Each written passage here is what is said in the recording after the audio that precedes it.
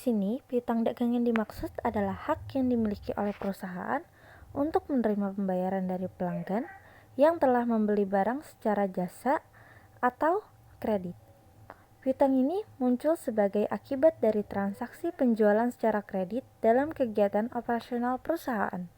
Dalam akuntansi, piutang dagang merupakan aset lancar karena dapat dicairkan menjadi uang tunai dalam waktu singkat. Biasanya itu kurang dari 1 tahun. Fungsi piutang dagang dalam bisnis di sini adalah menjaga hubungan baik dengan pelanggan, di mana memberikan kemudahan dalam melakukan pembayaran. Yang kedua, meningkatkan volume penjualan. Karena pembayaran tidak harus membayar langsung. Yang ketiga adalah mencatat aset lancar. Piutang termasuk dalam aset yang diharapkan bisa segera dikonversi menjadi kas. Adapun karakteristik piutang dagang: 1. Terjadi karena penjualan barang atau jasa secara kredit. 2. Memiliki jangka waktu tertentu, biasanya 30 hari, 60 hari, atau bahkan 90 hari. Dapat mengalami resiko tidak tertagih. Keempat, dalam laporan keuangan di bagian aset lancar. Ada jenis-jenis piutang. Yang pertama, piutang dagang akibat penjualan barang atau secara kredit.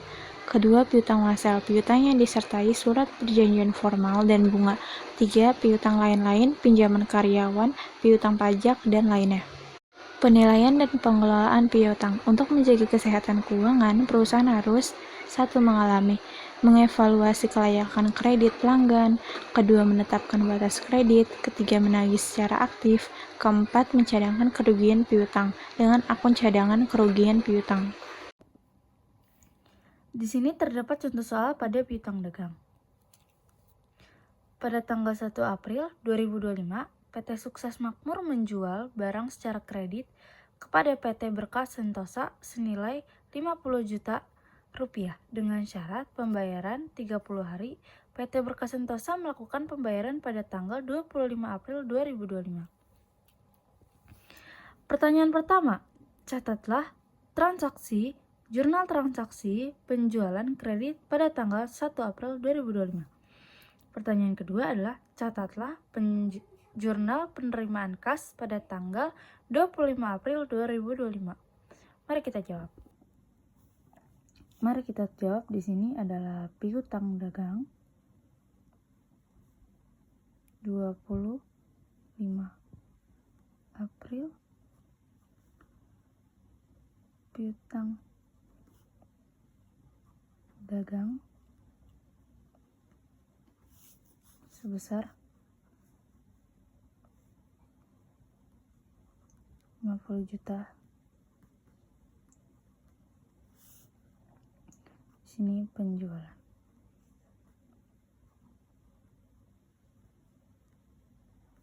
Sebesar 50 juta.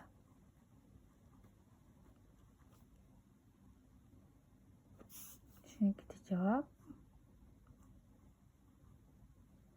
Penjualan kredit pada PT Berkah Sentosa.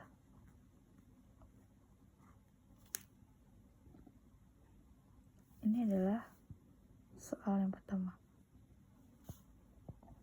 Jawaban yang kedua adalah 25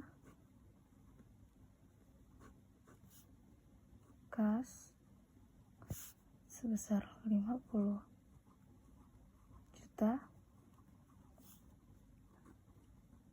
piutang dagang sebesar 50 juta.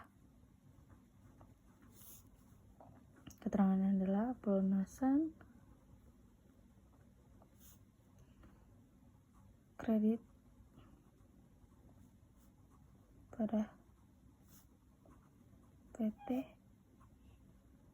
Berkah Sentosa. Resiko piutang tak tertagih harus diantisipasi. Pengelolaan piutang yang baik membantu menjaga likuiditas dan profitabilitas perusahaan. Terus pengelolaan piutang dagang. 1. Penjualan secara kredit, yaitu barang atau jasa dijual tanpa adanya pembayaran langsung. 2. Pencatatan piutang, yaitu dicatat sebagai aset lancar di laporan keuangan. Ketiga, penagihan, yaitu perusahaan menagih pelanggan sesuai jatuh temponya. Keempat, penerimaan kas. Ketika pelanggan membayar, piutang berkurang. Kelima, terakhir, penanganan piutang tak tertagih. Piutang yang tidak bisa ditagih harus dihapuskan. Analisis umur piutang adalah cara untuk mengevaluasi lama waktu piutang belum dibayar. Itu kategori umumnya 0 sampai 30 hari itu masih sehat. 31 sampai 60 hari yaitu harus diawasi. 61 sampai 90 hari itu bisa berisiko. 90 hari mungkin tak tertagih. Ini membantu manajemen mengambil keputusan soal penagihan atau penghapusan. Strategi pengelolaan piutang yang baik. 1. Menetapkan syarat pembayaran yang jelas, misalnya 2/10, N/30. 2. Meninjau riwayat kredit pelanggan sebelum menjual secara kredit. Ketiga, memberi insentif kepada pelanggan yang membayar lebih awal. Keempat, melakukan penagihan aktif dan berkala. Kelima, menggunakan faktor atau lembaga pembiayaan factoring jika dibutuhkan. Piutang dalam laporan keuangan. 1. Dicatat di neraca laporan posisi keuangan sebagai aset lancar. Kedua, piutang dikurangi oleh cadangan kerugian piutang. Ketiga, dalam laporan laba rugi, beban kerugian piutang dicatat sebagai beban operasional. Notes dari piutang dagang ini harus dikelola dengan baik agar tidak menumpuk menjadi piutang tak tertagih. Perusahaan biasanya menetapkan kebijakan kredit dan batas waktu pembayaran, misalnya 30 hari untuk mengontrol piutang. Kerugian piutang. Tidak semua piutang dapat ditagih. Perusahaan harus mengantisipasi resiko ini dengan 2 metode, yaitu metode cadangan, dengan mencadangkan sebagian piutang yang berpotensi tidak tertagih. Yang kedua adalah dengan metode langsung, menghapus piutang hanya ketika benar-benar gagal ditagih. Kurang disarankan menurut prinsip akutansi berterima umum. Maka dari kesimpulan materi ini, piutang dagang adalah aset penting yang harus dikelola dengan baik. Piutang dagang adalah uang yang belum diterima tetapi akan diterima karena sudah ada transaksi penjualan kredit.